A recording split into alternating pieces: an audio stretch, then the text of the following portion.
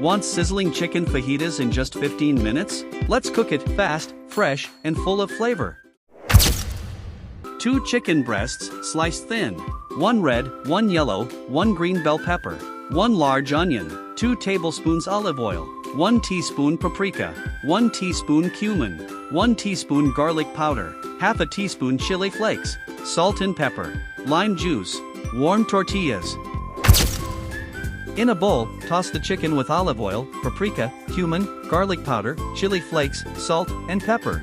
Let it sit while we prep the veggies. Thinly slice all your bell peppers and onions, colorful, crunchy, and full of flavor. Heat a pan on medium-high. Add the chicken. Sear until golden and cook through about 5 to 6 minutes. Remove and set aside. In the same pan, toss in the peppers and onions. Sauté for 3 to 4 minutes until slightly charred but still crisp. Add chicken back to the pan. Squeeze over some lime juice and give everything a good toss. Smells amazing. Serve hot in warm tortillas with sour cream, salsa, or guacamole. Perfect for weeknights, family dinners, or anytime you crave bold flavors. Like, subscribe, and comment if you're hungry for more.